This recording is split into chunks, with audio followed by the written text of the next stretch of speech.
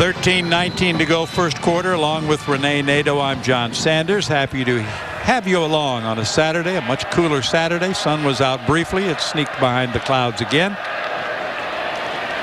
That's O'Neal on the right side of that line, and that is one of the question marks I think that we talked about, and especially if you talk to their head coach Bennett, is what is that offensive line going to do, and what kind of help can they give Zach McDowell in the offense? Well, you know, you had Franklin. Tony Franklin was not a right guard, was the left tackle, but Cheatwood came on so well that they moved Franklin to right guard. Brian Brooks is the right tackle, and Cheatwood now is the left tackle.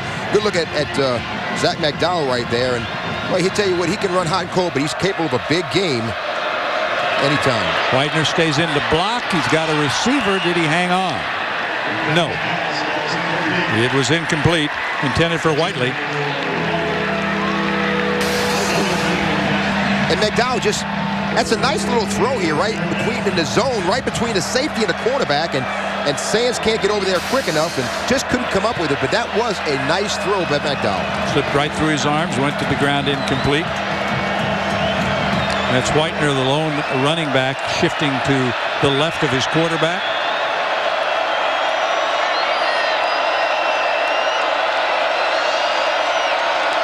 And now changes his play.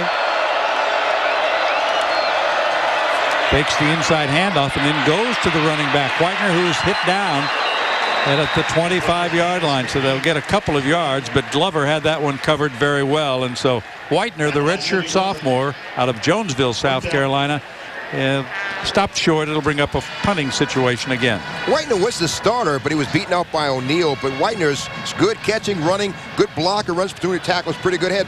2,000-yard high school season his senior year at Jonesville, South Carolina. Good look right there. That is Hogan. He's back with Jock Sanders to receive the kick. Danny Boniface is the long snapper, and it's a skipped long snap and a rather short kick.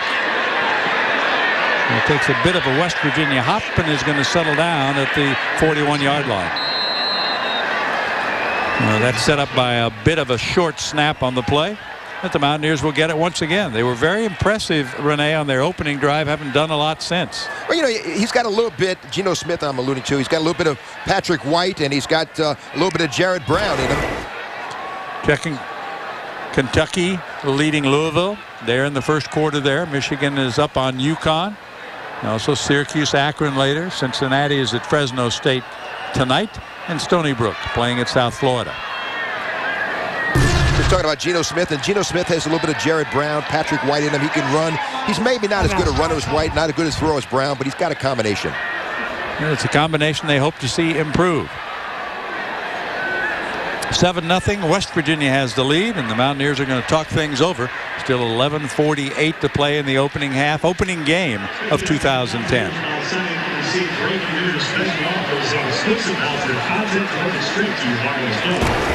And the Big South Conference. Take a look. Liberty piling it on St. Francis. Central Sutherland beating Greenville 41-17. VMI over Lock Haven. That game is in the fourth quarter. And tonight, Brevard and Gardner-Webb. And Liberty has a guy we saw before, John, Mike Brown at quarterback. He's an All-American candidate, and he is outstanding. He played other positions, but he's a quarterback now. He was a wide receiver last time he visited Mountaineer Country. He is a total package and a great player, and it doesn't surprise me. Liberty, I think you'll see them deep into the playoffs in FCS when the smoke clears. 1st and 10 from the 41-yard line.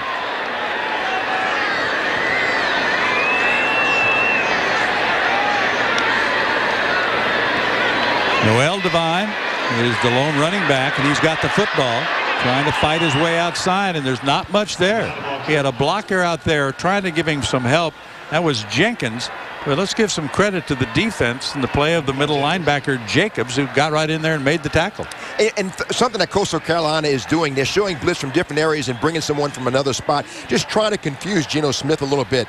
It's maybe got him thinking a little bit, but so far Coastal Carolina has spread this field and really kept everything inside the bounds. 2nd down and 8.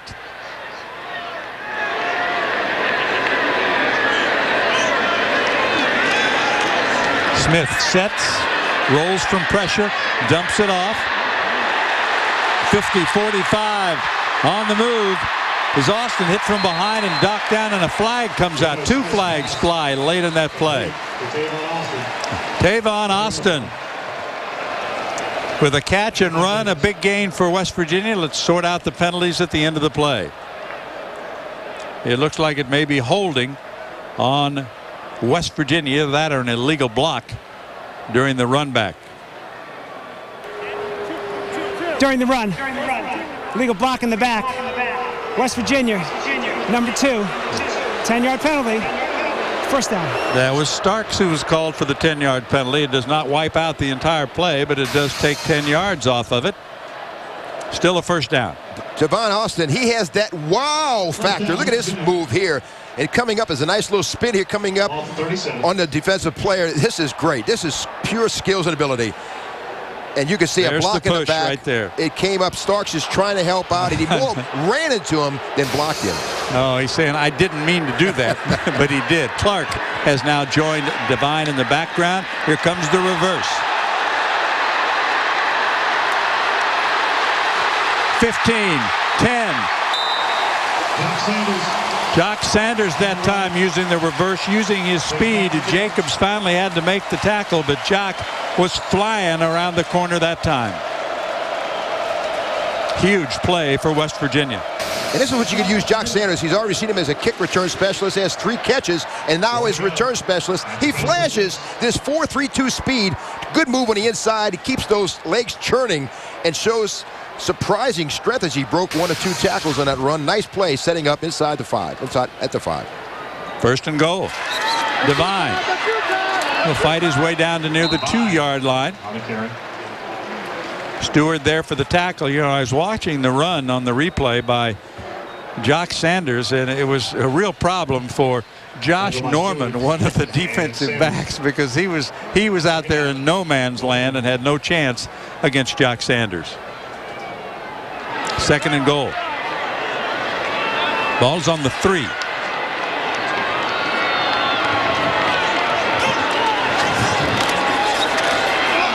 And that's going to be a loss. Knifing in was Jacobs, the middle linebacker, and he's having a terrific first half of play. That was a great tackle right there. He comes right through the gap, and this was just a good individual play. Jacobs, 325 tackles his final 2 years in high school, so he's not a foreigner to what it is for contact, but he did a good job of shooting the A gap, making the stop in the backfield, and that's just good, outstanding linebacker play. Ended up a loss of 4.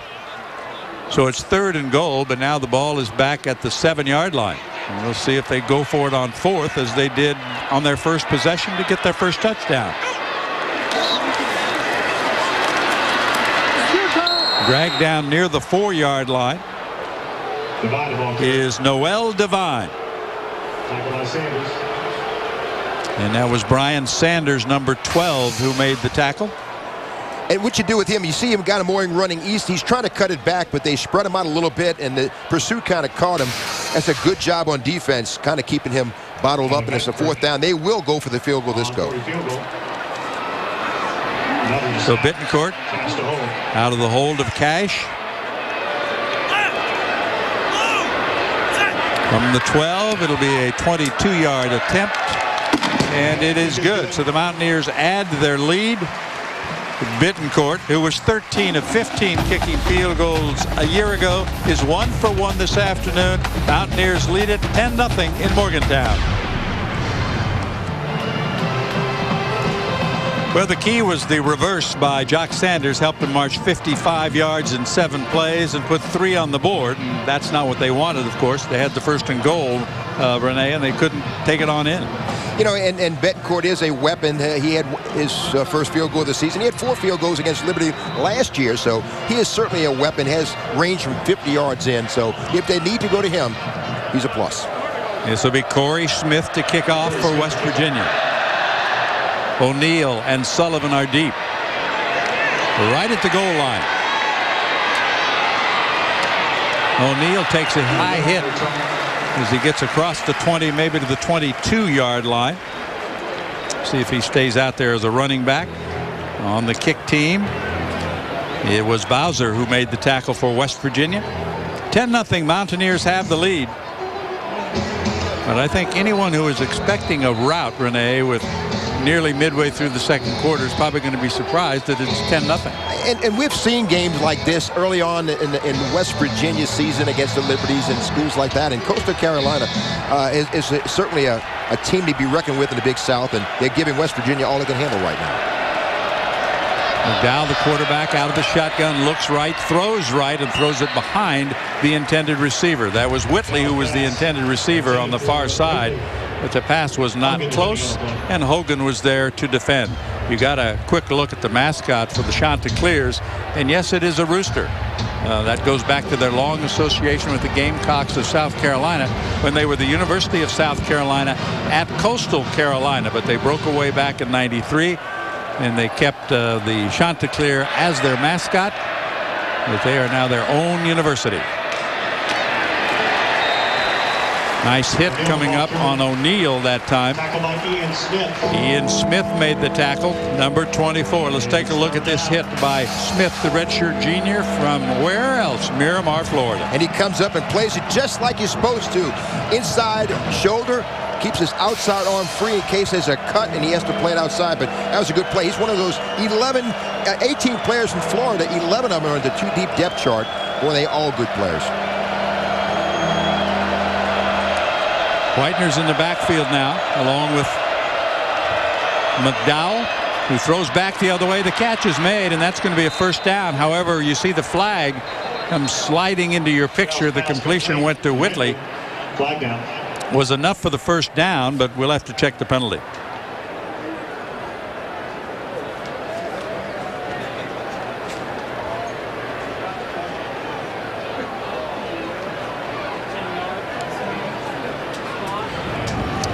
Block in the back. Offense. Number 7. 10-yard penalty. Third down. Well, it'll be third down again, and much to the chagrin of David Bennett, the head coach of the Chanticleers, because this is going to march him back and put him right back in a 3rd and long again.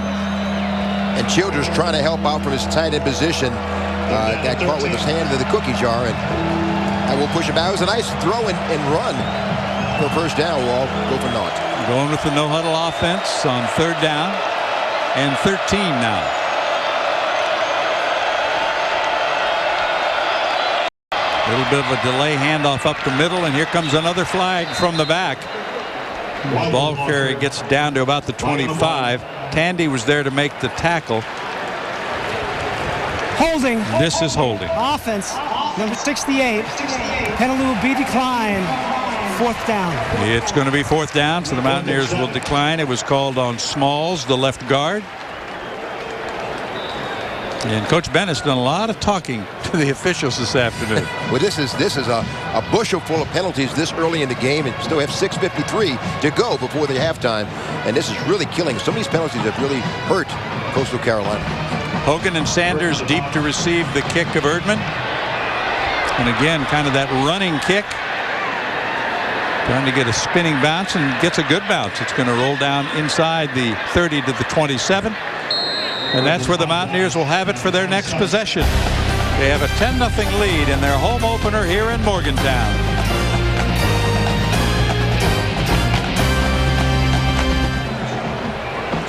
6:32 to play in the first half, and we are set for the 5th possession of the afternoon for West Virginia. They had a touchdown on their first possession, and they had a field goal on their second possession. So we'll see what they can do with this possession. Starts at the 27, 1st and 10.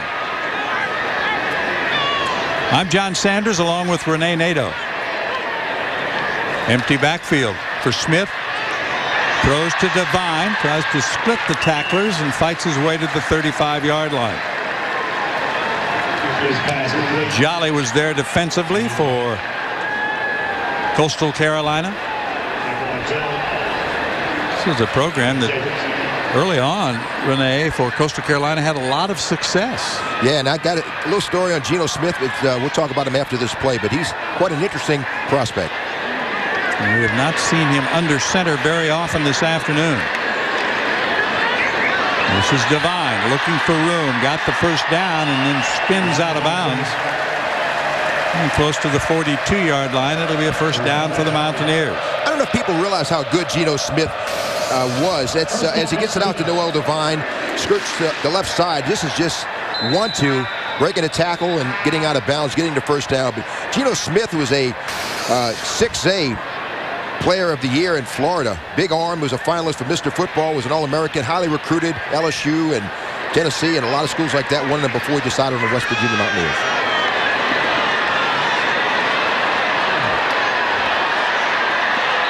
Well, that time, Tavon Austin made a little something out of pretty much nothing. Also on the field right now, Jock Sanders was out there leading the way. But we saw Ivan McCartney, who's another product of Miramar, Florida, who has been out there offensively. Yeah, and this is Tavon Austin, and he's got that. Boy, he's got a bushel full of moves here and knocked out of bounds. Not really big, but stronger than he appears. And they got to put him. He's another guy like Jock Sanders. They can use him as a return specialist receiver or as a runner on return or rushes. Gets it out to midfield. Second down. And down goes one of the defenders. He was rolling on the ground before the play. Devine taking a good shot that time as Noel was hit by Norman as he was headed out of bounds. They'll exchange pleasantries. With all the weapons Geno Smith has, he's become the facilitator. Just get the ball in the hands of the Noel Devines, and that is really close to that sideline. Jock Sanders and Tavon Austin's, and they give him 2 or 3 plays, and he can check him to the proper play as he steps up to the line of scrimmage, depending on what he sees. Lindemuth is the fullback in this I formation now. And carrying the football is Clark. So you actually had 2 fullbacks in that formation. Lindemuth is one of the good walk-on stories for West Virginia, was blocking for Ryan Clark. And the one thing that Clark has done for this team in the last 2 years, he has improved their short yardage offense. And that's that jumbo package. You have 2 guys in excess. Clark's 247 and Lindemuth is 237. So you got 2 guys with a lot of weight moving forward, short yardage. From the 45, 1st and 10 Mountaineers. You see the difference in first downs, a 9-2 edge for West Virginia. They have had most of the success of what we've seen so far offensively.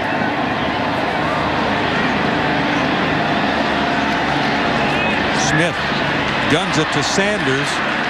He'll get inside the 40 to the 39-yard lane. Stewart there defensively for the Chanticleers. Mountaineers on top here in Morgantown. And the thing about Geno is he plays within his skills. He doesn't try to do anything. He's not a runner like a Patrick White, and he may not have the strongest arm like a Jared Brown, but he is a good player and knows what his skills, what he can do, and he knows the kind of weapons he has on offense. Second down and a long 5 here. Ball at the 40. Fake to Devine. Smith going deep. Has a man diving out at the 17-yard line. And making the catch on the play is Johnson. Will Johnson, one of the tight ends. And that's a rarity for West Virginia to throw to the tight end. And Will Johnson has been a wide receiver, a linebacker, now he's a tight end. He's done everything, and even a fullback. Got a good pair of mitts right here. Makes a diving, difficult catch. And he is just a team player in every sense of the word. Does a good out pattern here, all alone. Good separation from the defender, and collects the Geno Smith pass for a first down. He made the catch that time in front of Jolly. This is Clark from the fullback position, bullying his way down to about the 15, maybe a little short of the 15-yard line.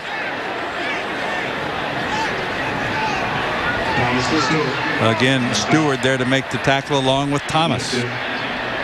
That's Chris Thomas. And I think you're going to see a little bit more of this big backfield with Sean Alston, Pounds, and Ryan Clark. You want to see that big, and Bill Stewart talked about, you may see bigger backs this game.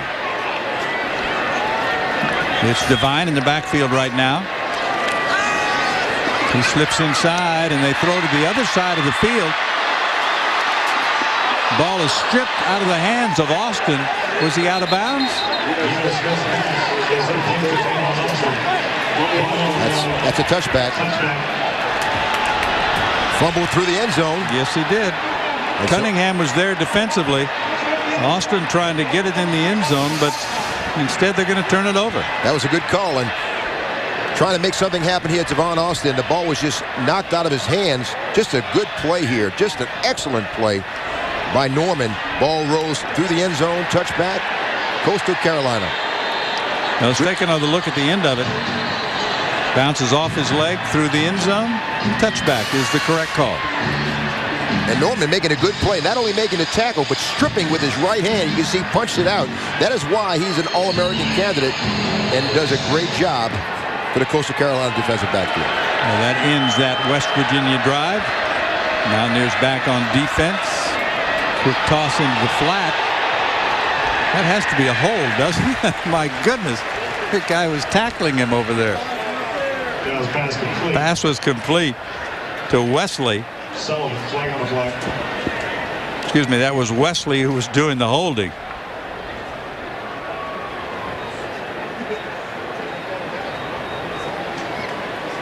Sullivan in conversation with his coach, and here's the call. Holding. Offense number 18. 10-yard penalty. It's on Duran. First down. He's not happy. That's the 6th penalty, if I'm correct. There, he changed it to the right person as the one we called. It was Wesley. And you see, just a quick turn. McDowell has this. This is a play. He just. There's the hold right there. Wow. Give him an assist on that tackle. That's right.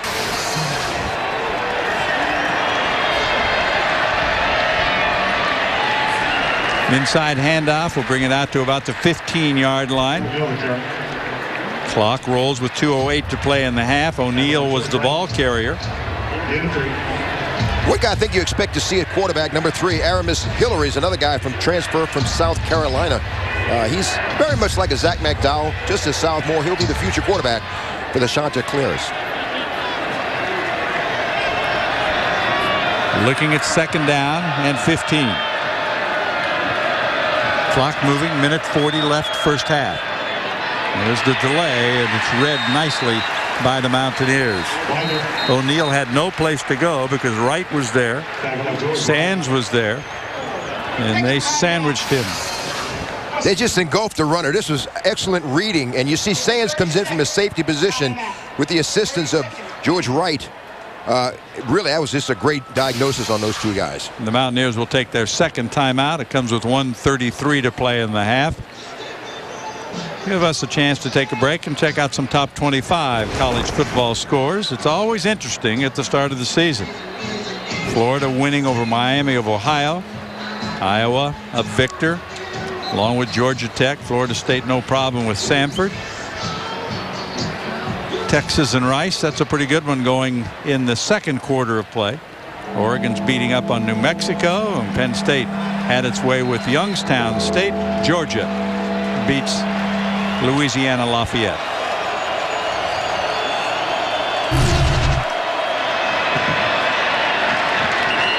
Another running play will take it out to about the 17-yard line. Again, it's O'Neal, and he was greeted by Julian Miller. And the Mountaineers will take one more timeout. And they'll take a 30-second timeout in order to get the football back, because it'll be 4th down. Another punting situation for the Chanticleers. Reminder, coming up at halftime, dynamic duo, and you have to know who we're talking about there. Training days, we're going to take you to the training camp of the defending champions of Alabama. Also the highlights and stats, all of that coming up at halftime here on our Big East Network. Erdman will be kicking again. Hogan and Sanders deep.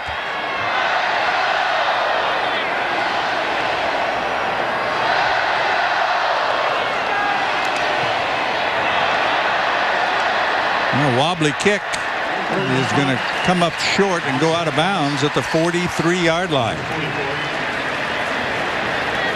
Well, not much on that punt. Leaves the Mountaineers with still a minute and 21 seconds to operate and try to put something else on the scoreboard here in the first half. They've had the ball 5 times. This will be possession number 6. And they'll try to beat the clock and get it into the end zone. You know, Jeff Mullen, the offensive coordinator, and Bill Stewart at West Virginia certainly would like to end this drive with some points, an extra point if possible. 1:21 to go. We'll see how Geno Smith directs this offense and manages his clock. He has worked almost exclusively out of the shotgun. Noel Devine is the lone running back. No, that one's intercepted. And Austin tries to run him down from behind and will. That's Davenport, number 36 on the interception. And that is the break that the Chanticleers needed here at the end of the second quarter. And Geno Smith just locks into the receiver here, and Dominic Davenport just reads his eyes and steps right. He's going full speed. He had 3 interceptions last year, 2 against Charleston Southern, and his first interception of the 2010 campaign shuts the door on that West Virginia drive and really gives Coastal Carolina excellent field position, John, at the 21. So they still have 2 timeouts remaining. West Virginia is out of timeouts. They were using theirs to get the ball back, but the interception turns it back the other way. So the first interception of the year thrown by Geno Smith. He threw 1 last year in his limited appearances and had 1 touchdown. He has a touchdown and an interception here. McKenzie looking to the end zone. Mountaineers think they have it. Hogan right there for West Virginia. Well, they trade turnovers. Willis was the intended receiver. Well, that is a great defensive coverage play right there for West Virginia. Hogan making his 25th start is wearing this receiver like a pair of spandex shorts. I tell you what, you can't get any closer to that, John. It is a great grab. Good break on the ball at the very last second. Good throw, but just an excellent defensive play. So Hogan very happy with that one. Gets the ball back for West Virginia. Out at the 20. We've had some interesting plays here in the first half, haven't we? This is not dull, believe me. This has been a Previous is under further review. They're going to make sure that he did get a foot down, obviously, on the interception. They'll review the play, but if you look at our replays, and they're going to see the same thing. It looks like a good interception.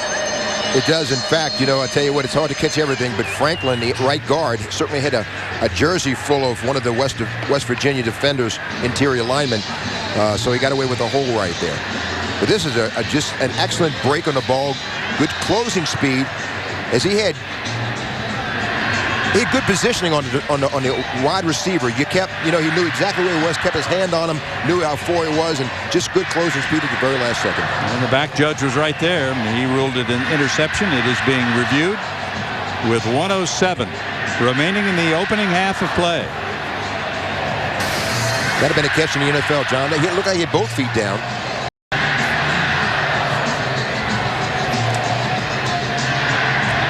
We'll get the official word from Pat Garvey. This is a Big East crew. After further review, the player maintained possession with 1 foot inbounds. Result of the play is a touchback. First down, West Virginia. Confirming what we showed you, right? And Hogan comes up with his 5th interception of his Mountaineer career and giving the West Virginia Mountaineers still another opportunity with 67 ticks to go. Smith threw the interception on their last possession.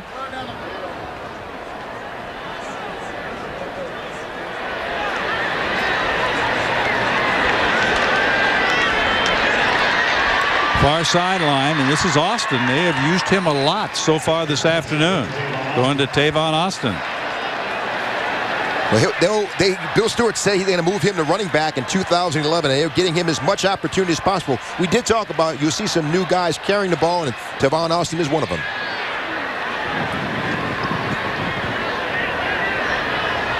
And I'm not sure who that was intended for, but it went into the bench of the Chanticleers. That was nowhere. Austin, again, I think was the intended receiver, but there was no chance for that one to be complete. I think Geno was saying that's my fault. A misread, perhaps anticipating a move that would have gotten a deeper receiver. Third down play. Closing minute of the half. Smith. And there's a flag down as he completes the pass, and the pass completed to Jock Sanders, but nothing there yardage-wise, and we also had some yellow in the backfield.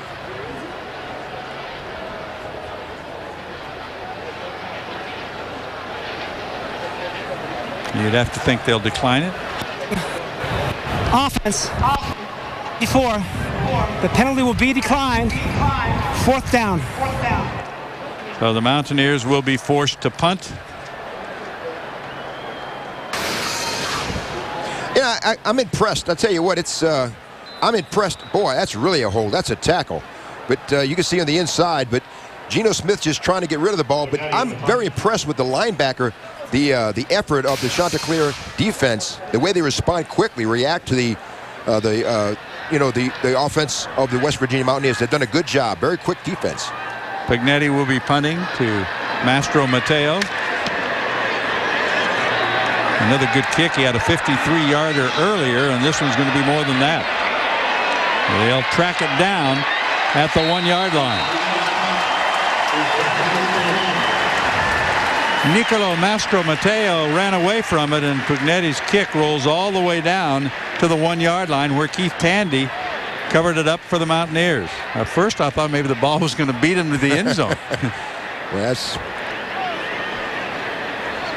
but Tandy got himself into position to stop it from going into the end zone. So they're going to have to run at least one more play. And you can see we've got less than a second, but they will have to put it in play. And you can't take a knee. No, can you? I think a quick quarterback sneak, perhaps. Just get it out of that end zone. Don't hand it off. Don't take a chance. Don't throw an interception. Don't throw a ball that could be bounced. So perhaps a quarterback sneak is appropriate play. And now they're going to call timeout. Second timeout. Coastal Carolina. It's taken us a long time to play the last minute of this half. It took. We've taken a long time for the last minute than it has the first two quarters. I'm impressed. A couple of things. I'm really, like I said, the way the defense of the Chanticleers has reacted and responded to the West Virginia offense, and just trailing 10-0.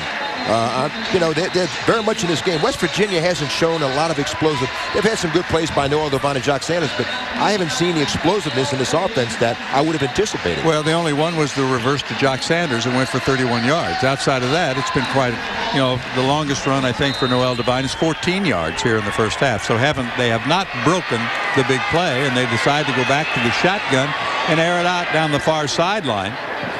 And that's going to end the first half of play. 10-0 is our halftime score. The Mountaineers struck quickly, driving it down, scoring on their opening possession on opening day in Morgantown. Defense has pitched a shutout so far. Mountaineers have a touchdown and a field goal. They'd like more in the second half, and we'll start our halftime coverage right after this.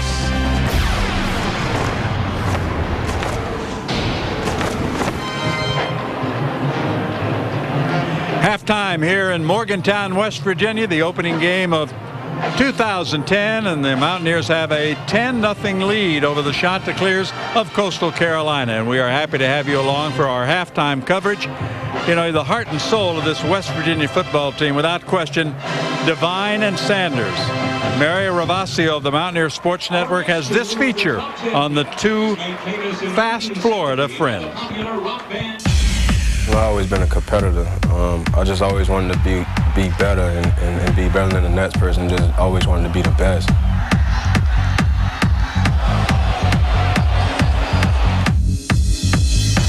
I say no matter what, I gotta come in first. I don't care who is on the side of me, I'm gonna come in first, no matter what.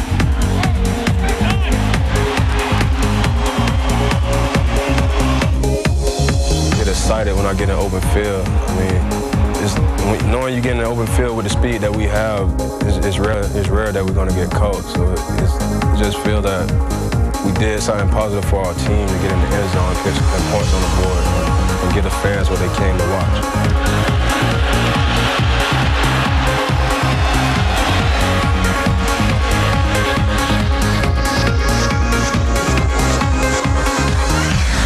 Everything just go quiet. I guess because the wind blowing so hard in my ear because I'm running so fast. It sounds like a whistle blowing in my ear. NASCAR. It's like a NASCAR, so when you hear it, just go boom. Noel Devine and Jock Sanders. Small in stature, but massive in the heart and desire that makes this pair the most dynamic duo in college football. Mountaineer Nation breathed a collective sigh of relief when Noel and Jock decided to return for their senior season. it's like we grew up together in 3 years. Like from age 0 to 21, we grew up together. That's what it basically felt like. But then just knowing that he was staying, it was a blessing. And then I had my mind made up that, now it's time to be real leaders.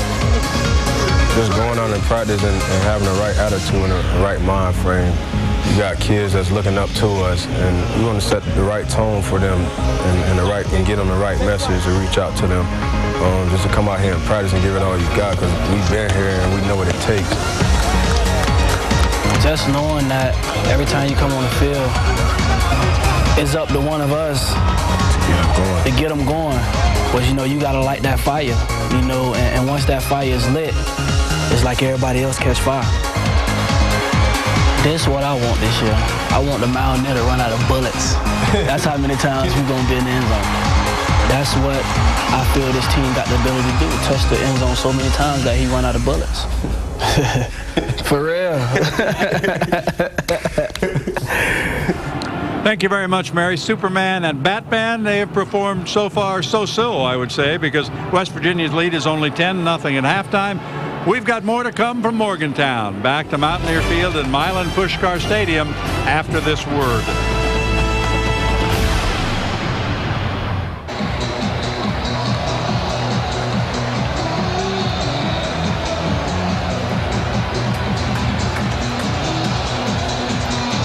Ready for the second half kickoff. Remember, Coastal won the opening toss, deferred to the second half, so they'll have the football to begin the third quarter of play. Corey Smith will handle the kickoff chores, booting deep to Adrian Sullivan and Eric O'Neill. That's O'Neill, number 22. 10-0 halftime score, and we are underway.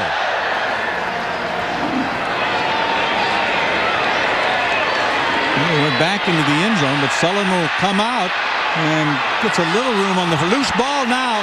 The Mountaineers think they've got it.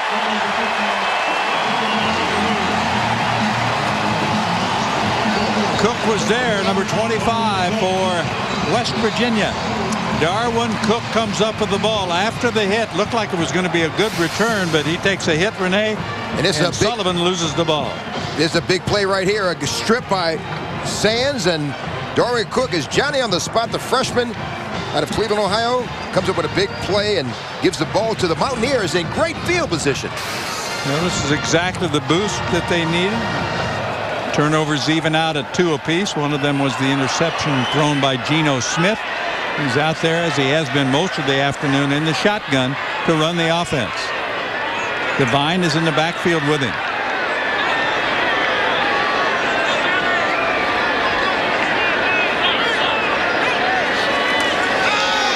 Rolling right, looking right, throwing on the move, and the catch has made it to 15-yard line. That is Tyler Urban with his first catch of the season. Jacobs was there to cover defensively. He'll get about 5 on the play. Urban isn't really a primary receiver. He had 10 grabs last year, his first of the season of the campaign. A little out pattern here. That quick stop by Jacobs. Short of the first down. Second down and 6 coming up for Geno Smith, the sophomore quarterback, running the show. This is Austin in motion. But there's nothing up the middle on that handoff. Well, I tell you what, you've got to give a lot of credit to the Chanticleers, because they're going to come up with the ball. Chris Thomas was in there along with Walls, and they take it away. And we talked about how really Coastal Carolina, their effort and their scheme has really done a great job of. And right now, it is not the Coastal Carolina ball. It's West Virginia. They have to signal a timeout, use a timeout. They anticipated a recovery, which was inaccurate. Possession of the ball. Third down. So it was not a takeaway as it appeared to be. And Coach Bennett can't believe it. And he thought that his big guy there, Chris Thomas, who's played so well, had pulled it away from Noel Devine, and that they had the ball. What do you think? Well, we'll see here. It looks like he took it away, John. He really looks like he took it away, Chris Thomas. And they have been very aggressive schematically and effort-wise. Effort has really been outstanding, and they've outplayed West Virginia in some ways. They may need to look at this. Well, now we're going to have a conversation, led, of course, by our referee, Pat Garvey.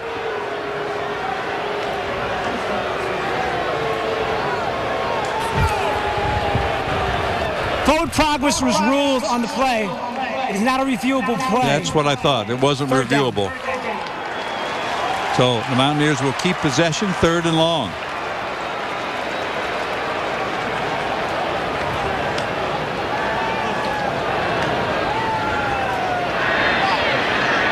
Third quarter just underway in Morgantown at Mountaineer Field. Smith sets, throws down the middle toward the end zone. And it is caught by Jock Sanders for a touchdown. Just like that. The Mountaineers strike. Set up by the turnover on the kickoff. Well, Sanders coming up with still another catch. His 11th touchdown catch of his career, and boy, that was a tight throw by Geno Smith, right beyond, only where the receiver could catch it, right beyond right between the defenders. 6th catch of the afternoon. The extra point by Bittencourt is up and good, and just like that, the Mountaineers stretch the lead from 10-0 to 17-0. We've got our first break here in the second half, and the Mountaineers on top.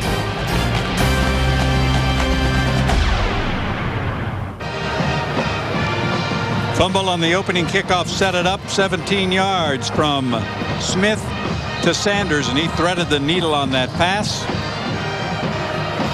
Just took 3 plays to take it in.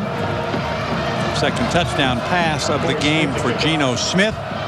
And so because of the fumble, Sullivan is not back deep to receive this kickoff.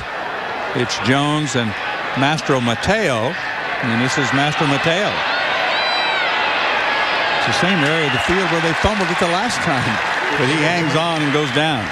A good coverage again by West Virginia. Lawrence Smith there on the tackle on the special teams, and so far so good for what has been, I think, a much maligned special teams unit for West Virginia. You know, his name hasn't come up because he's not playing. Pat Laser, his starting middle linebacker, is out with an injury.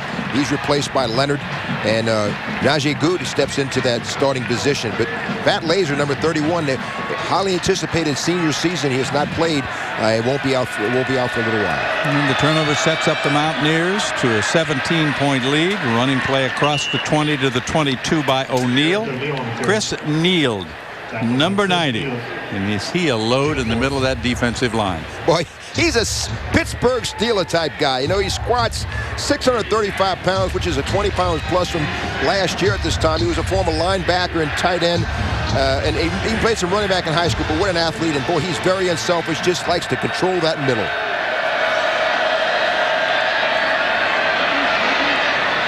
And the bullet pass is complete across the 40 to the 42-yard line. Whitley made the catch. And a good job that time by the quarterback, McDowell, to keep the play alive. You see McDowell just rolls right under pressure a little bit by J.T. Thomas, and that was a tight window he threw. Just missed the outstretched arms of Hogan. Yeah, right you wonder how he got it past Hogan. Oh, wow. He looks like, I tell you what, that was a nice throw. And Whitley comes in, stretches 6'3" frame, reaches back and makes the catch.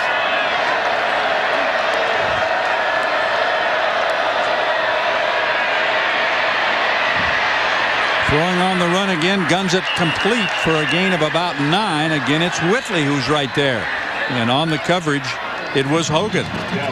That combination has worked well. 2 plays in a row now for the shot to Clears, and they're close to a first down. We talked about how McDowell can really get hot. He set a school record with 58% of his tosses complete. He got hot against Monmouth last year. 203 yards, 73% completion. So he can get on a hot streak, which he is right now. Got his team in Mountaineer territory at the 47. First down 10. O'Neal with the inside handoff. Weaves his way close to another first down. And things have opened up just a little bit for this offense in the second half. J.T. Thomas had to make the tackle, but a good gain for Eric O'Neal. Not too impressed with the tackling right now. A little shoddy on the defensive effort by West Virginia.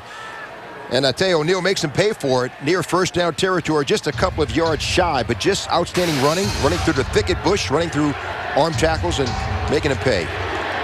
There's Coach Castile, the defensive coordinator for the Mountaineers. Jeff does such a great job, and he's got a veteran unit.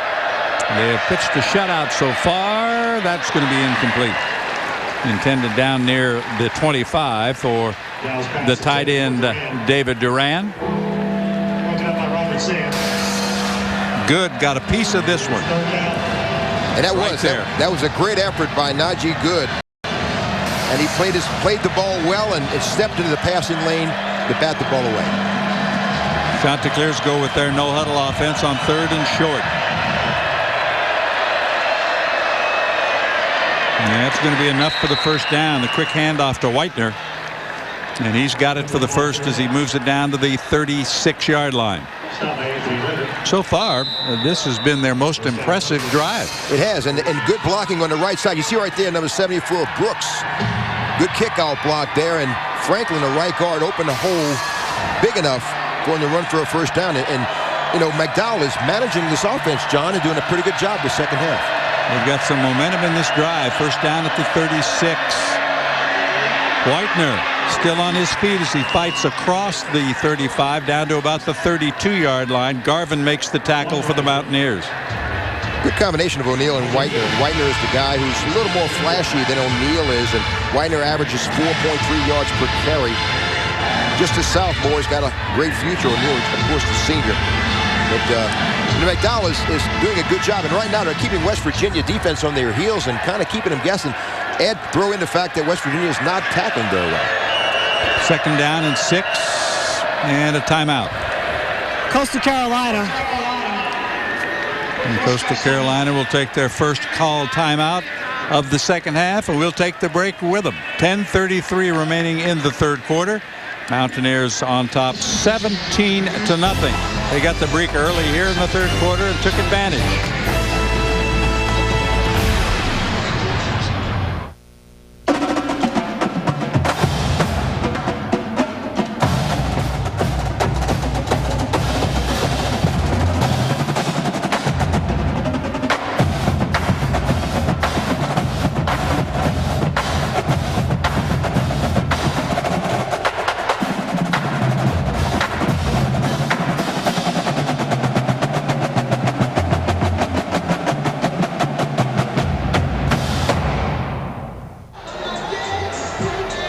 It is second down, and the guy with the curly hair in the back is Pat Leisure, who's not in uniform because he is hurt and not able to go this afternoon. He has a knee problem. Second down play coming up for the Chanticleers, who are moving the football. Right at the 30, O'Neal is going to be stacked up. Neal was there and Leonard was there. And John, that's the nose tackle and the linebacker. My apologies. That's the 5th running play this drive. They've got 5 running plays, 3 passing. If mixed up, McDowell has mixed up the run and pass almost 50-50 or close to it this drive, and he's done a good job. And credit the offensive line, which was a key. And the offensive line has done pretty well for Coastal Carolina this drive. This is a big play, though, for the Chanticleers. O'Neal is the lone setback, and you can see the quarterback. McDowell changes the play. And we have a flag down. It was either movement or it was delay of game. Maybe he didn't get it off in time. 5-second violation. Second time charged out. Carolina. So they will take a timeout. The second they've taken on this drive. So you can tell how important it is to them. They've taken 2 timeouts. Well, and they feel they can come away with something with reward in this drive, which would be important. You know, if you talk to the Coastal Carolina team, they'd like to think that last touchdown was a giveaway to West Virginia. Well, they're right. It was. And it was. And I think that they would like to think that they're right in this game right now. And a touchdown would certainly be a boost of confidence, not only to this offense, but this defense. Know that they're within 10 points and perhaps less of really overtaking West Virginia. Well, the season just beginning for both teams. For the Mountaineers, they'll be playing at Marshall. They've got Maryland here. Then they have a huge trip to LSU. And then back here for UNLV and the University of South Florida. Third down pass, incomplete. Over the middle and knocked away. It was intended for Willis, but it was broken up by Hogan.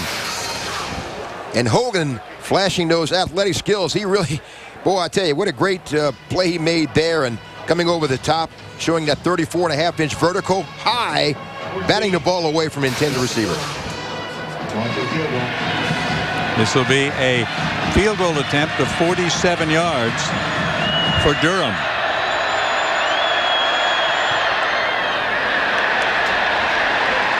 And it's no good.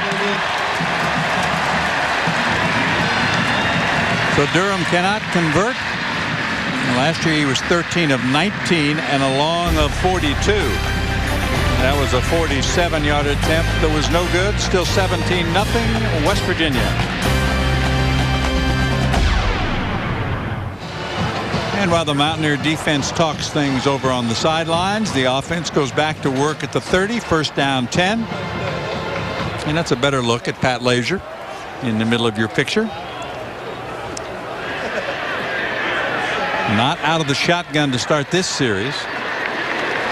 Rolls away from Noel Devine, throws on the move, and at the 32-yard line the catch is made. Not much yardage. Tyler Urban made the catch, and he was covered by Jacobs. You know, Urban's a converted fullback, and he's kind of that safety blanket, security blanket, if you will, as he comes to the sidelines nursing what could be a cramp. But he's certainly one of the first options as he rolls to his right or left. The temperature at game time was 68 degrees with a very strong breeze. That breeze has died down some. It's not been as hot, nearly as hot as it was previously. Smith winds up with it himself, and Stewart drops him. He gets across the 35, close to the 36-yard line. It'll be a third down play for the Mountaineers. Geno Smith shows he can run the ball as well as pass, and looked a little bit like a Jared Brown, if you will, in that last play. Not like a Pat White, though. He'd have gone about 60 yards. No, he's a little closer to Jared Brown in running than Pat White. Third down, a long 3. Smith sets, fires, caught for a first down. It was complete to Woods, who caught the first touchdown of the season. Lott was there on the coverage. And some good time that time for Smith to look things over. And Geno just analyzes, dissects that zone defense, curls up Woods with a second catch of the game. 17-0 Mountaineers. We're in the third quarter, nearing the midway point of the third period. Back to the shotgun formation.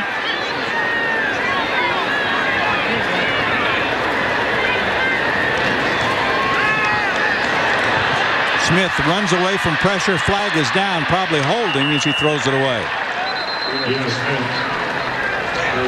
How much pressure does it put, Renee, on the center, a guy like Joe Madsen, to have to snap, as they have done here today, almost every play? Yeah, I tell you what, it's...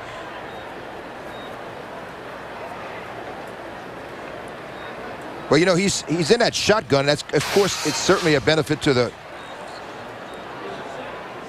You can see right here, there's right hole. Takedown. It's a hole on the left side. That's the left offensive tackle, Barclay. And he was bringing down Thomas, who has played very well this afternoon. And I tell you what, they're waiting. One thing I'm noticing about Coastal Carolina defensive secondary, and we talked about how much experience they have. They're all waiting to the so he can't pre-snap read anything, Geno Smith, and they went to a cover 3 last time. They're trying to disguise their coverage and confuse him, and they may be doing that a little bit because he does have the option of 2 or 3 plays as he steps up to the line. First and 20. 4 receivers in the formation. And it's Devine inside. He'll get outside the 35 near the 38, and the ball pops loose. And they're going to turn it over. But Coastal Carolina comes up with the fumble recovery. That was Harper on the football, number 58. Harper on the fumble recovery. Devine almost fumbled it earlier, but forward progress was called. This time he does lose it. He's looking for some place to go. Takes a shot from behind, and the ball pops out. It looks like Holman may have hit him low, and Harper pops out. Harper is an undersized 6'4", 210-pound defensive end. He was a South Carolina State strength champion in high school, only 205 pounds. But boy, I tell you, he plays with everything he has. Well, you know, Coach Stewart won't be happy with the turn. On the further review. And they're going to take a look at what you just talked about. Did the ground cause the fumble, or was it knocked out from behind by Davis? That's Davis riding his back. And you can see down low Holman, number 53, as he comes in from the right side of the screen right here. Look, right there, 53, as well as Davis from the backside, make contact with him simultaneously, and they knocked out the ball. Well, it's hard to say, but yeah, on that angle, it looked to me like he had hit the ground and the ball popped loose. But we'll await the official review. This guy's been busy. The officiating crew. Well, remember the first drive of the game when West Virginia just kind of marched down the field, took it in for a touchdown. We didn't hear a peep out of them. Yeah. That's changed a little bit. One more time. That's Davis from behind. That looks like, from that standpoint, that perspective, it looks like the ground did cause it. Well, and it's hard to tell if the ball was actually loose as he was going to the ground. These officials again from the Big East Conference.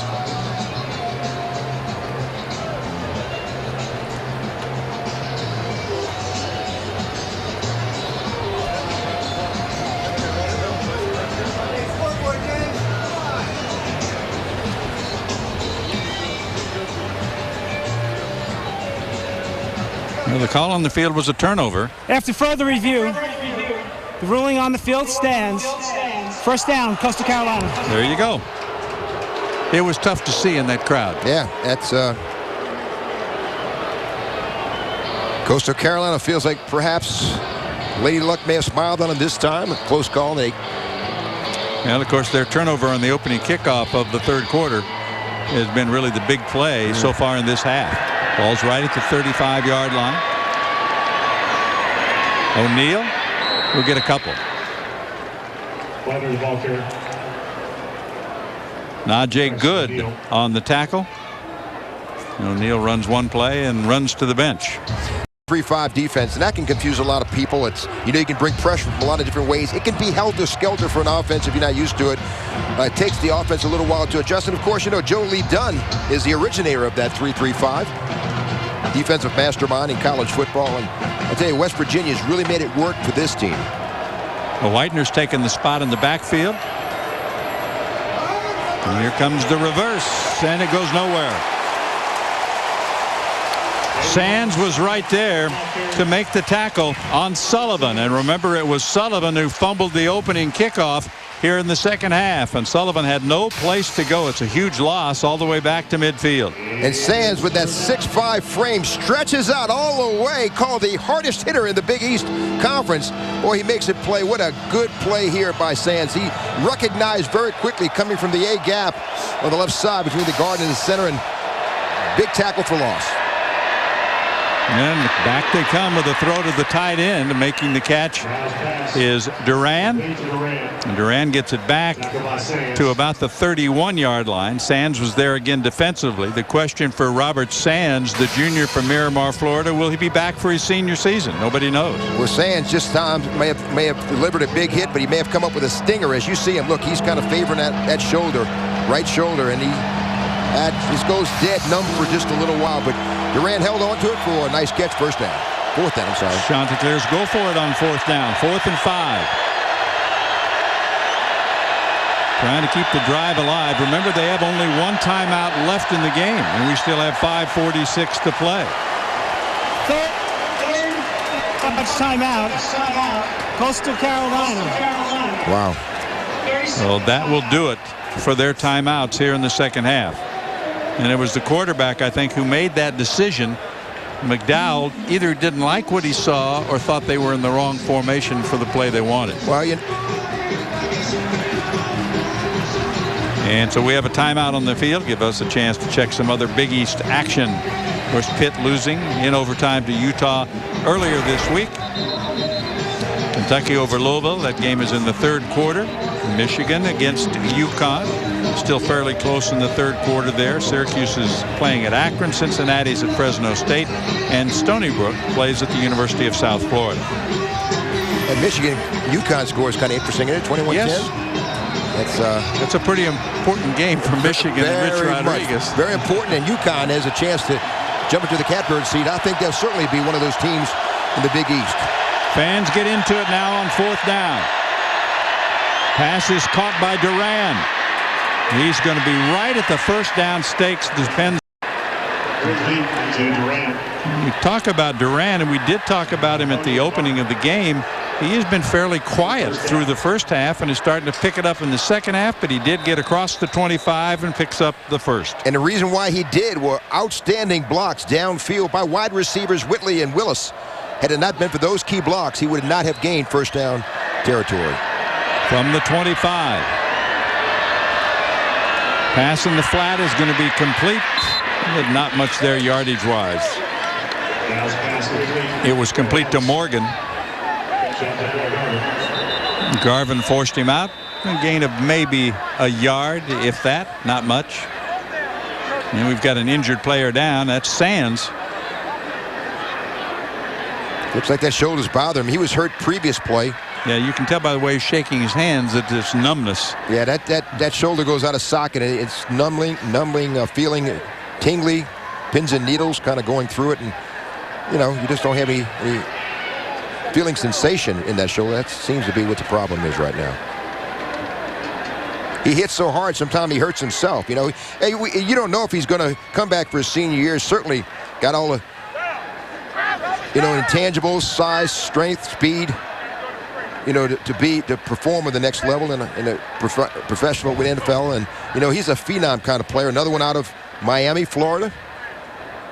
Well, they've got that Florida connection working, that's for sure. We've talked about all the players from Miramar, Florida. And then they have the 239 gang. That's the area code in the Fort Myers area, and that includes Devine, Woods, Broderick, Jenkins, all from that area of Florida.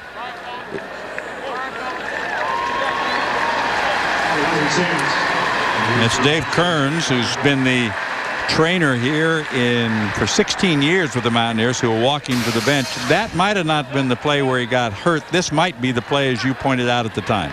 And this is Sands coming up, and look, leading right there. Right there, his elbow hit the helmet. It might have knocked his, really, just a sensation going through his elbow. And he just really, sometimes he hits so hard he hurts himself. 2nd and 10. Pass is deflected. Incomplete. There were about 3 Mountaineers that had a shot at it. It was intended for Whitley, but it never got to him. The ball was tipped up in the air and finally fell incomplete. So it's 3rd down. Zach McDowell just waiting for his receiver to take a break, and he was initially hit up front by Thomas. And Thomas has great instincts. He knows where the ball is going. He flows to the ball quickly, fills those passing lanes, and that's a good looking right there. He's going to be a good one in the NFL. Far sideline incomplete, intended for Childers, the other tight end. Thomas on the coverage. It's 4th down and 10. McDowell looking for his second favorite receiver, Childers. Just, wow, he was wide open. That was a nice route. Durham out of the hold by Erdman. Danny Boniface is the long snapper. This is going to be a 42-yard attempt that would match his longest of last year, and this one is no good either. He's missed from 47. He's missed from 42. So they still have not been able to crack the scoreboard. 17-0 West Virginia, leading Coastal Carolina here on the Big East Network. It's got to be disheartening for the offense of Coastal Carolina. It's very disheartening to move the ball, and West Virginia hasn't really outplayed them at all, and to come up empty here in both opportunities to score. And the defense for Coastal Carolina has done a pretty fair job. It'll be Mountaineer football at the 25. They empty the backfield.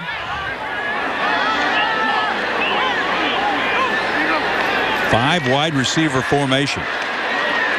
Dumps it down over the middle. Sanders makes the catch, spins away at the 40, and he is spun down at the 44-yard line. So Jock Sanders, Lott finally got him, but a big gainer there. So Jock adds to his total. Feel out a little bit and have Jock Sanders just come right underneath isolate him on a linebacker. That is a major mismatch, and it had not been for Lott, you might be kicking the extra point right now. Smith loses it, picks it up, rolls, throws, incomplete. Smith's pass intended for Brad Starks. Brad Starks was the intended receiver, and we haven't mentioned Brad's name very much this afternoon. Of course, the problem with this one is it was messed up from the beginning. The snap goes through his hands. Yeah, he had his eyes downfield and just trying to make something happen right here. But he made sure he threw it in a spot where nobody else was going to get it. Smart play. 2nd and 10. Smith again goes short. 50, 45. Austin on a run at the 35, the 30, and he's out of bounds. I'll tell you, this guy's got some moves, doesn't he? Wow. Tavon Austin. And he comes up limping a little bit. You know, he's got that wow factor, and he said that if he, Noel, and Jock Sanders race, each one of them, if they race 3 times, each one of them will win once. And you can see he's got this unbelievable. This looks like Noel Devine running right here. At the tail end, he may have kind of turned an ankle as he tried to get out of bounds. But he took a 58-yard touchdown pass against East Carolina from Jared Brown last year. Yeah, this looks like a cramp. But he is exactly a cookie cutter out of Noel Devine. The same type of runner, same build, same skills. Well, he ran for over 6 miles, a Maryland record, over 9,200 yards in high school. Over 6 miles, and 6,200 of that were on the ground. Well, they moved him outside this year. He had been used a lot as a slot back, but they wanted to get him outside, utilize his speed, and as you mentioned, he'll probably be a running back next year. Well, you know, when you run for that many yards, you're used to some hits, and he's certainly capable. And you see he's got great skills. And guys like that, Noel Devine and Trevon Austin, they just don't take a direct contact hit. You just don't want to, you know, challenge the defender, John. You hit for the sidelines, you wiggle a little bit, but you don't take those direct hits.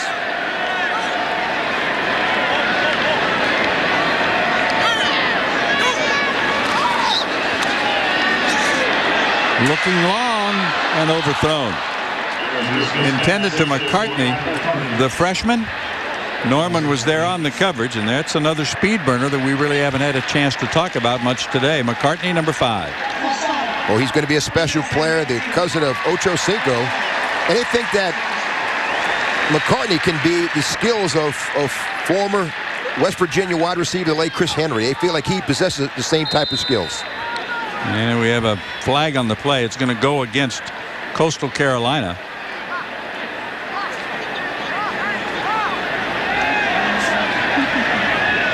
So it'll be 1st down and 5. It was offsides against Lott. Smith takes his time, throws, incomplete. Toward the corner of the end zone, nothing doing. Bailey could not come up with it.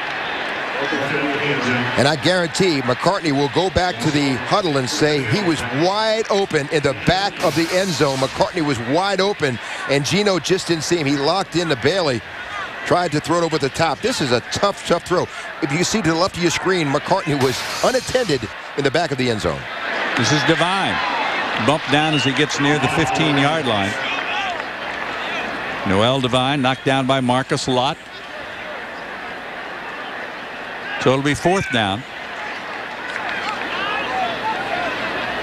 Jim McMahon visited with Bill Stewart doing a golf outing, and Jim McMahon, former Chicago Bear coach, said, quarterback I should say, said, you know, the advice I have for your quarterback, move the chains, don't force the ball. When you get a chance, go for the kill shot.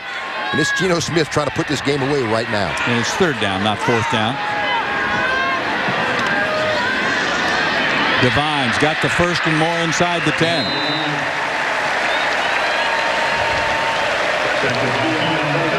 Noel Devine working hard in that short yardage situation. This is good. This is zone blocking. Just outstanding blocking on the right side and left side allows Noel Devine a gaping hole to run through for the 1st down. He continues to add to his total here in the first game of 2010.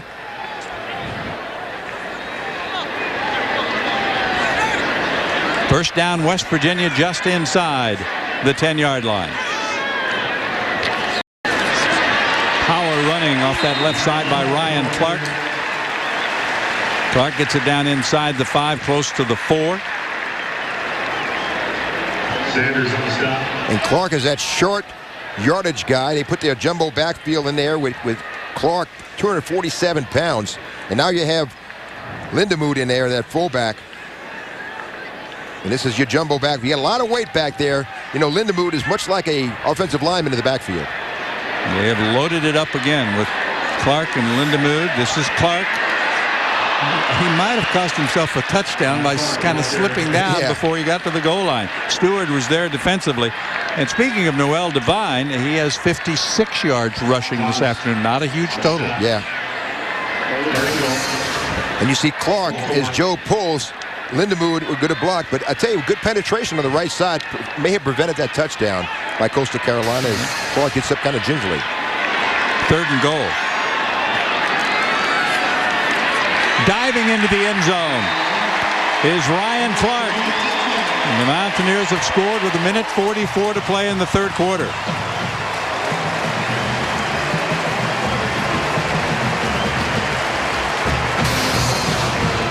Well, Clark had 8 touchdowns last year, his first of 2010. Over the left side, good blocking, over the top. That was a great drive, orchestrated by Geno Smith. Bittencourt on for the extra point. Trying to make it 24 zip. And he will. Right down the middle. Good snap by Nutter. Nice hold by Cash. And they get it on there. 9 plays. 75 yards. And you got to be impressed, John, with what Geno Smith did that time. He really played within his skills. You know, that fumble, he didn't get rattled or anything and try to do something foolish and threw the ball where it couldn't be caught by the defender. But you see he's come of age a little bit here in the second half. You see right here as Clark follows his blocking and just goes over the top, gets airborne for his 9th touchdown of his career. And they've kind of spread it around. 3 minutes, 13 seconds off the clock. And that is an important addition to this offense with a guy like Clark who carried all 3 times once they got to the 9-yard line, and he just used his power behind Lindemood and took it in the end zone. Well, you know, if Clark was a baseball player, John, he'd be the designated hitter. He's a designated scorer down short yardage. They give him the ball when they really need the tough yards. Jones is deep to receive the kick along with Jeremy Height. Jones and Height. And the kickoff's being handled by Corey Smith. This one's going to come up a little bit short and be fielded at the 18-yard line. So he did not get all of that one. And they handled the return that time by Anthony Fry. They'll have decent field position, but at this point, with 1:40 to go in the 3rd quarter, they've got a lot of work to do. They're now down by 24. You know, and the thing is, you look at the score, 24-0 right now, but I don't think Bill Stewart has been able to play as many people as he wanted to. He wanted to go deep into that roster and play a lot of people, and this has been tough sledding. This has not been easy, 24 points. Well, the opening kickoff fumble in the second half set him up for what turned out to be one big touchdown. That's the tight end Childers. He'll fight his way back toward the line of scrimmage. Hogan is there defensively. You know, Childers played a little quarterback last year, threw for 289 yards, 3 touchdowns, but 6 interceptions. I think he realized that maybe he better switch to a receiver instead of a quarterback. Well, anything to get on the field, right? Exactly. Get your best players, your top 11. They lost a yard in the first play. O'Neal tripped up as he gets about 3, maybe 4 yards on the play. That was Cook coming up to make the hit. He is beginning to shuffle some of his people a bit. And Cook has the skills of a blitzer. He's really good with penetration. But you see, he just chops him down right there. And just a freshman, 5'11", 205, out of Cleveland, Ohio. But he's a hard hitter. and he's going to be a player for a long time for the Mountaineers. 3rd down 9 for McDowell. That one was incomplete, and it was intended for Whitley, but it was nowhere near. Smith was there. Ian Smith. So we are seeing some new faces out there, and they force a punt. So Coastal will be kicking again. Hogan and Jock Sanders deep for the Mountaineers. There's Jock, who has a touchdown this afternoon and a big reverse play. Erdman doing the punting.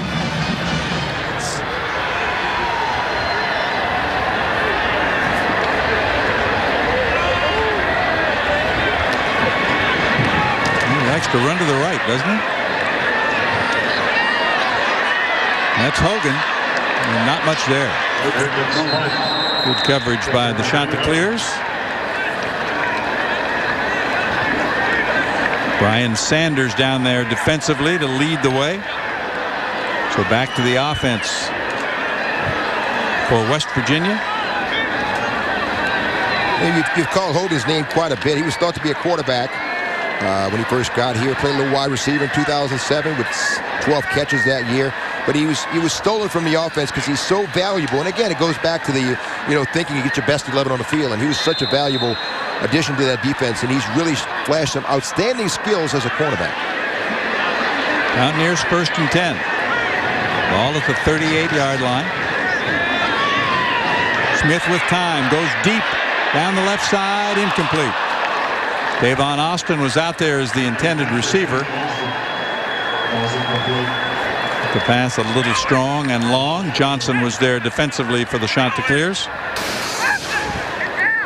And Austin on a go route. He's just flying past the defensive back in single coverage.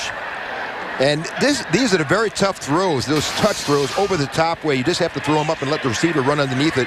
He's got a little bit too much oomph right now. And again, I think cramps are really taking a bite out of some of these players here. That heat on the field. Because it's not really, it was warmer, and it's that heat, that field retains. You see Bowers down right now, and I'm sure it's a leg cramp. Bowers part of that right side of the offensive line that is getting a lot of work and a lot of looks. He was scheduled to be the starter, but Eric Jobe got the start this afternoon, but we knew that he would be playing. From Milton, West Virginia. You mentioned all the people from Florida. They have 21 players from West Virginia. See if we can see what happens. Oh, fall on his back. You see two guys. Two guys are engaged in a block and kind of roll over the back of Bowers. And, Bowers is kind of interesting. His dad, or his uncle rather, played at Marshall, and so did his cousin. So he wound up being a Mountaineer. And of course, that big rivalry will be renewed next week. It separates families, Mountaineer. I'm sure those two, his cousin and uncle, will sit on the Marshall field side. Blood doesn't make any difference in that rivalry. Be part of the Thundering Herd. That game is on Friday of the coming week. So a short turnaround for West Virginia to get ready for their arch rivals. And of course, the big deal with Doc Holliday now being the coach at Marshall.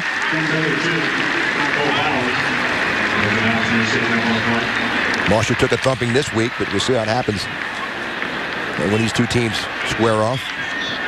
Chanticleer making some friends with those in old gold and blue. I'm sure that Bill Stewart and Jeff Mullen wanted to see Brunetti get under center a little bit. It hasn't happened yet as we close up on the third quarter. Seconds away. Devine in the backfield. Smith rolls, looks, throws. Sanders makes the catch at the 40. Now the 45, and he's ripped down as he gets to the 45-yard line. That was Walls, one of the linebackers who made the tackle. He'll be a few yards short of a first. And that's going to do it for the third quarter. So we'll take a break and get set to start the fourth quarter here in Morgantown, West Virginia. The Mountaineers opening with a 24-0 lead.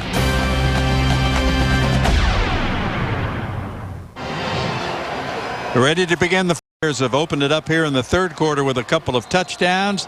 Smith 216 yards passing. How about Tavon Austin with a career high 90 yards receiving? Mountaineers have hurt themselves, though. They've turned it over 3 times, and this is 3rd and 3. Noel Devine stops and goes. He can do that so well. Inside the 45 down to the 43-yard line for Noel Devine as he continues to add to his total. Tackle by Brian Sanders and Norman on the play. By the way, the Chanticleers did lose Jamel Davis, one of their starting defensive linemen, to a broken thumb in the first half. 1st and 10, ball at the 43. And the few times they've been out of the eye. Devine, big hole right side.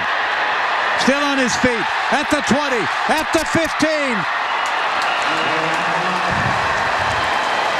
Run out at the 4. And that's the Noel Devine breakout we've been waiting for this afternoon.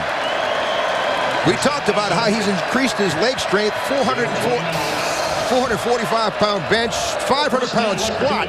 He runs to a great hole right here and just breaks a pair of tackles, keeps his balance, skirts up the field, finally knocked out of bounds near the goal, about the 5-yard line, but that's a great second effort, yards after contact. 1st and goal, West Virginia. Devine to finish off the play and the drive. It was his drive, the last part of it, and Noel Devine gets it in the end zone. I think partially the Mountaineers have worn him down, Renee. Well, that's his 24th rushing touchdown of his career, and Noel Devine again running on the right side. Good blocking on the right side. Key blocks there, and I tell you what, you see a key block right there by one of the wide receivers. But that was great. Braun was right tackle. Starks with the block. Bittenkurt for the PAT. And he knocks it through, so the Mountaineers open it up again. They have pretty much taken over here in the 3rd quarter. Devine gets it in the end zone. 31-0. Mountaineers leading Coastal Carolina University.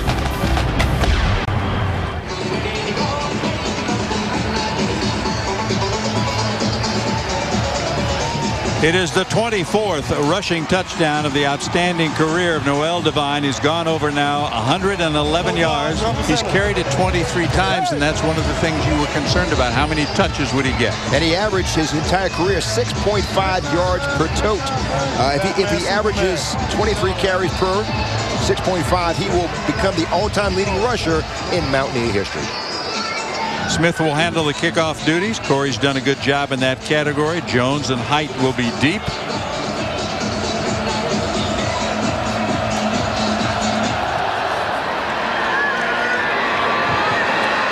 Fielded about the 6-yard line. Spinning away from trouble that time was Jeremy Height. Eddie Davis on the special teams as Devine celebrates still another touchdown and another 100-yard plus rushing day. This is just great individual running, just running with his eyes, being patient, and running more north than south. He's run through a good hole here, but breaks a pair of tackles as he gets closer to the end zone at the 5. And this is the big run right here. His 24th touchdown, 25th overall, 1 receiving. And Noel Devine, boy, what a pack of explosion he is. Pass is caught at the 35-yard line. David Duran made the catch of McDowell's pass. Hogan was there defensively again. Good to see him back on the field. And getting some backup work ready. Possibly one of the backup quarterbacks. They have 2 freshmen backing up Smith, and this is Bernetti. One of the questions would be who was going to play of those 2 freshmen. Which one might have to be redshirted, and Bernetti looks like he's getting ready. And the thing about Bernetti, you know, he's got that pedigree. He led his high school team to back-to-back 13-0 records, state championships. He was among the Elite 11 in camp. And he can be a very good player. 6 foot, 207 pounds. He's one of the top 3 dual quarterbacks last year in high school. Very, very mobile. He'll get some instruction right there, and it was Childers on the last play out of the Wildcat formation. Didn't get much. It's 2nd down and 9. O'Neal and Fry now in the backfield. Across the 40 out to about the 43-yard line is Eric O'Neal. It's 3rd down. Clock rolling with 12:40 to play in the game. This is a guy here you want to keep an eye on. Bruce Irvin. Whoop! Is he loaded with talent? That's what they say. We have not seen him this afternoon. The question was, when would he get in and would he apply his pressure? He's got great speed. He was chasing the passer that time. The pass intended for Childers was incomplete. Smith was covering downfield. But there is number 11, and he is quite a story. He's from Atlanta, Georgia. Wound up playing junior college football before coming to West Virginia. And they say that during camp, no one has been able to block him. And, he returned a fumble, 96 yards for a touchdown in junior college. They say he runs a 4.37 40. Boy, he is a playmaker. He can move him around in quite a few spots. 4th down punt. Mountaineers will get away from it as it bounces in their direction. He was finally downed. Johnny Houston to touch it down. So the Mountaineers will have it at the 27, their own 27, with 12:11 to play. And they will have the new quarterback.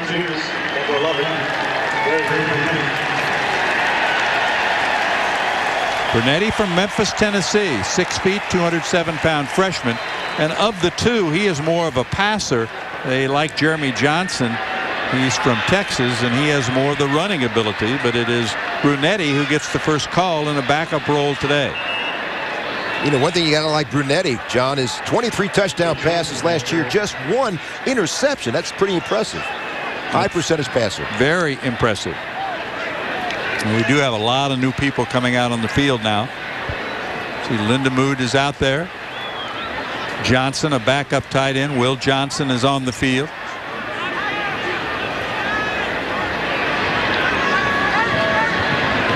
Brunetti will go from the shotgun.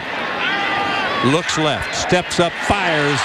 The pass is bobbled, and finally it's incomplete.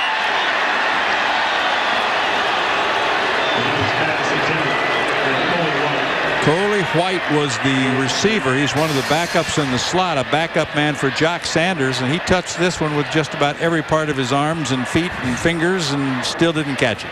And Brunetti delivered the ball around a trio of white jerseys and just couldn't hold it. Brother of Patrick White, just a sophomore, but he's got some outstanding skills, great athleticism. And he made the move to receiver because he knew he was a quarterback when he came, but he knew he was not going to get any playing time with Smith, so he went to him and said, hey, I'd like to play in the slot or receiver position. The catch is made for short yardage. Again, it was Coley White.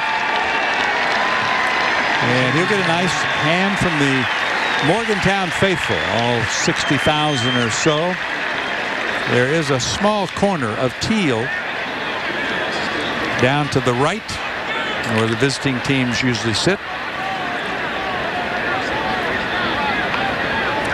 Mastro Mateo is deep for Greg Pugnetti's punt. And he hasn't had to do too much, especially. He boomed a 53-yarder early in the game. That one's fielded by Mastro Mateo, and he'll get it back about 3 yards out to the 26-yard line.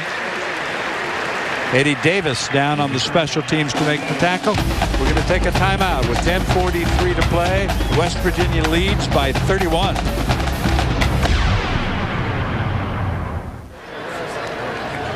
A 54-yard punt, and Pugnetti has been terrific. He had a 71-yarder earlier, 3 kicks of 50+, and he's averaging over 52 yards per punt this afternoon. At the 26, Coastal Carolina.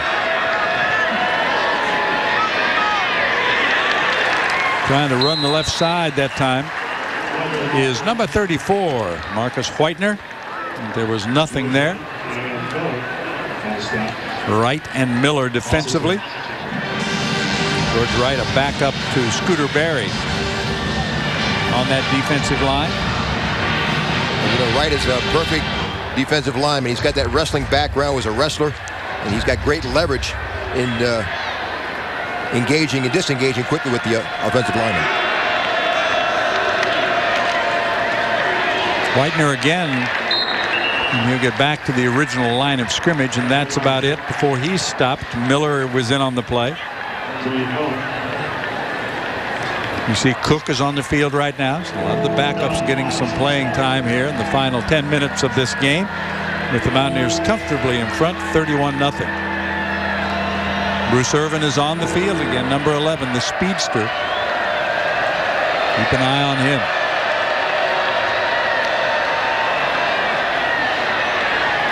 Pass is overthrown down that left side. It was intended for Ben Collins, one of the tight ends, but simply out of his reach from Zach McDowell.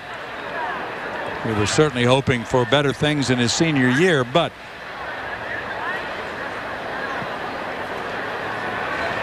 personal foul.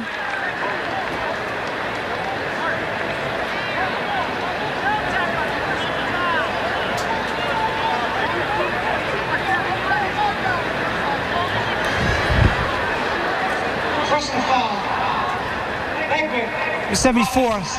Penalty would be declined. 4th down.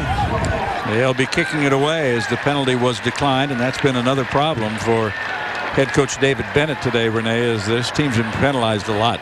And you know, we talked about this, John.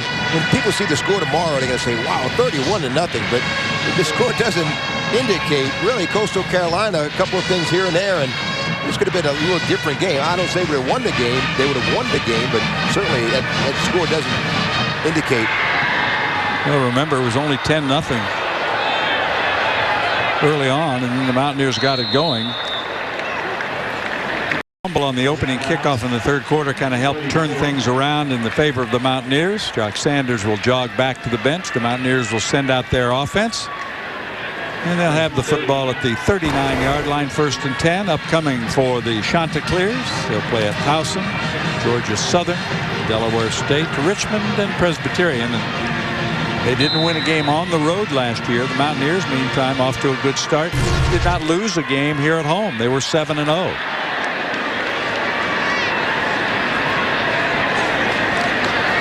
Alston in there at running back, along with Lindenmood. Down the middle, incomplete. Good coverage downfield by Carter as he was covering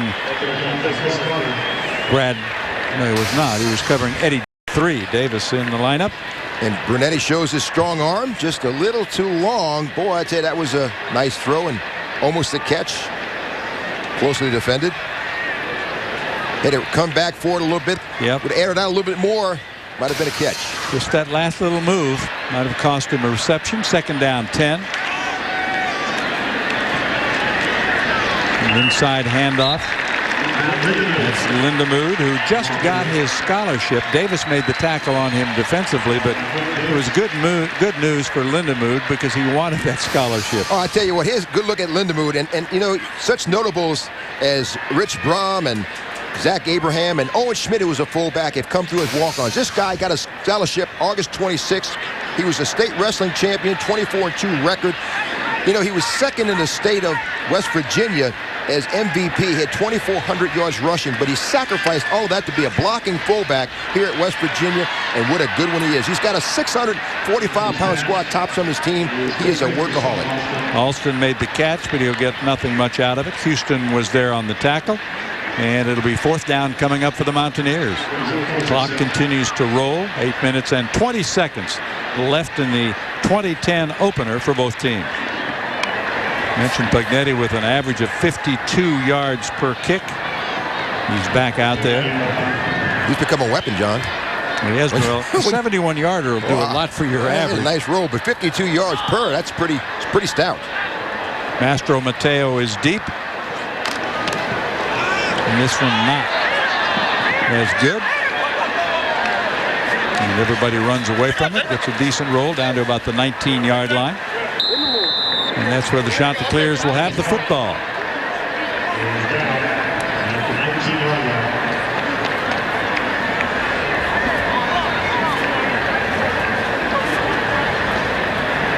Michigan now leading 30-10 over UConn in the fourth quarter of that game.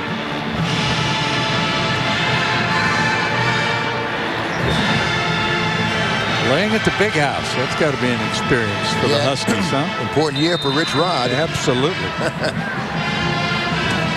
That Big South Conference is going to be a dogfight, and the Chanticleers, certainly I can see them being in the thick of things. Aramis Hillary has taken over at quarterback, and he is rudely greeted at about the 16-yard line.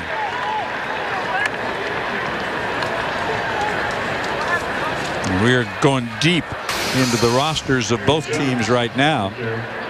Wow, it's a sea of blue jerseys. Aaron Jones was the ball carrier, a freshman running back, and there is Aramis Hillary. They got to find a way to get him on the field one way or the other. They want the best 11, and he was a South Carolina player, had a knee injury, transferred to Coastal Carolina. A little delay and some yardage. Diving forward close to a first down. Jeremy Height. We've seen him on some punt returns and kickoff returns rather. And Height diving close to the first. He got it. Good delayed handoff and just good running with your eyes, running through the thicket bush, and had it not his feet not gone up from under him, he may have run for a few more, but a nice pickup. First down.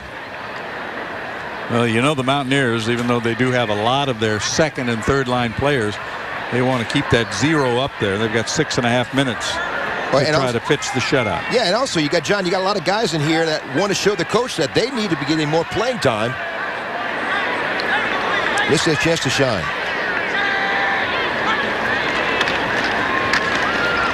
It's Height again. He's necktied down near the 37-yard line. Cook was there defensively for the Mountaineers. Just follows his eyes. Good goal. And Cook has really become a demon. He's had quite a few tackles here this second half. Just a freshman. They feel like he's going to be a very good player in that secondary, as you don't know what's going to happen with Sands if he moves on. And Glover is a senior at safety. Well, we've talked about it a little bit for Coastal, the fact that Hofstra dropped football after last year. They got a defensive tackle, Johnny Hartsfield, defensive end Chris Thomas, defensive back Quentin Davis, and Dontavius Johnson also coming from that same program. Yeah, and that's they were the beneficiary of all those players. And of course, we said they have 6 players from FBS schools.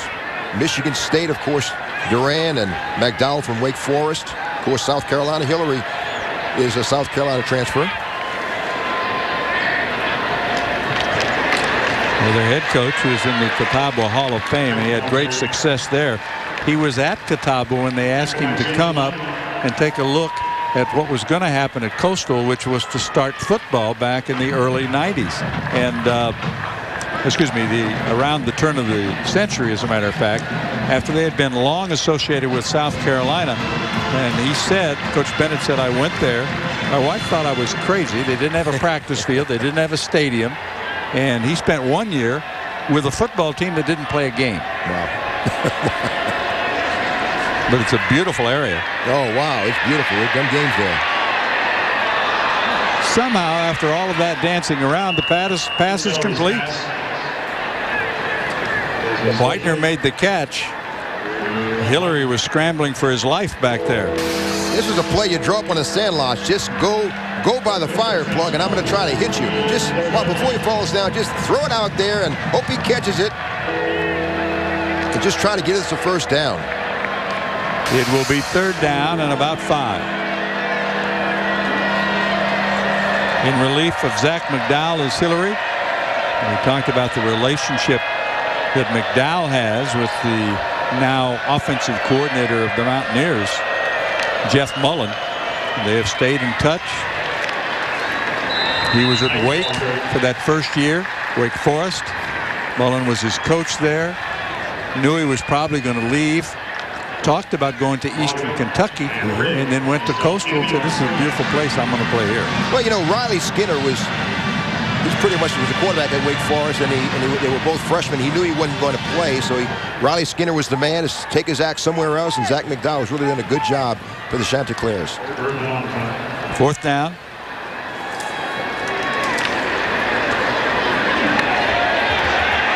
Roderick Jenkins, now he's going to try to get to the 1st down, and he might have made it. It's going to be close. Very close. Depends on where they spot it, because remember the chains now in the 2nd half are on the other side of the field. Now, I don't think he made it.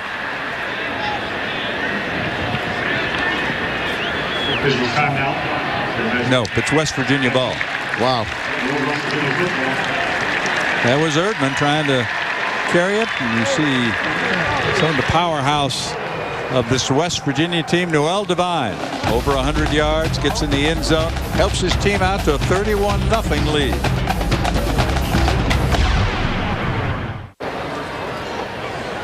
Three minutes and 17 seconds of football left on opening day in Morgantown. Mountaineer Field at Milan Puskar Stadium. The 2nd half been very productive for the Mountaineers. They'll try to run it out on the ground, obviously, use as much of the clock as they possibly can. That carry went to Johnson. And Trey Johnson picking up a couple of yards.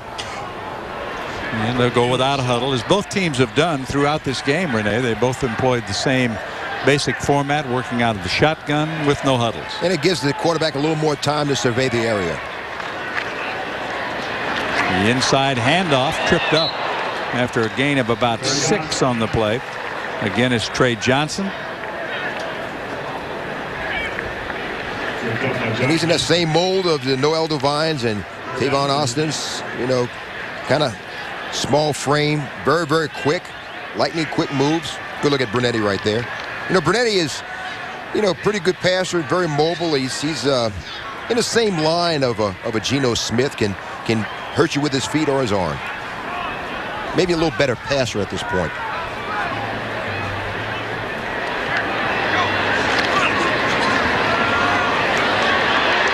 Into the flat, and that one's going to go nowhere. White made the catch. Coverage on the play by Cunningham. And Brunetti just throws it quickly. A quick hitter to Coley White, and Cunningham just sniffed this out and made a great play. Took his feet from underneath him. The senior out of Edgefield, South Carolina, Coley White. Get another catch. And boy, he had visions of grandeur. He really thought he'd follow in the footsteps of his brother Patrick White and be the quarterback here. It just didn't work out. But he's the kind of guy you need to get him on the field and get him some touches. Counting down to a minute and a half left in Morgantown. Mountaineers on their way to another home victory. We've been so good at that against especially non-conference teams. West Virginia. West Virginia using all that they can of the clock. No, this will be their 14th consecutive non-conference victory at home.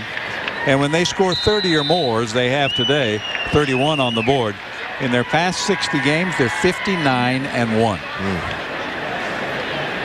And they've won. This will be their 67th game in the last 7 years, 12 plays in college football. They have a lot of tradition here, and the fan base has so much to do with this. So much excitement here. And you see right there, a good look at Geno Smith and Brunetti talking it over.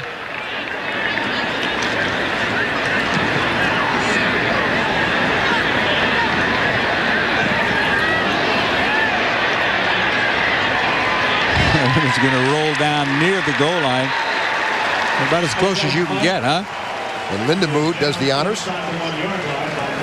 Wow, I tell you, he is going to be a weapon. He already is. Big Nettie. Keep in mind, Lindemood just a sophomore, but the 2nd half has belonged to the Mountaineers. They were up 10-0 at halftime. A combination there to Jock Sanders as he takes it in the end zone. Ryan Clark diving in for a touchdown. And, of course, the guy who had a big 2nd half finishing off the drive with his touchdown. Starting to wonder if he'd hit the century mark in this game. Well, he was pretty low going into the latter part of the ball game. Only had about 56 yards, but he wound up over 100. And this one is a minute away from being history. Wow. 400 total yards to the Mountaineers, 185 on the afternoon for Coastal Carolina.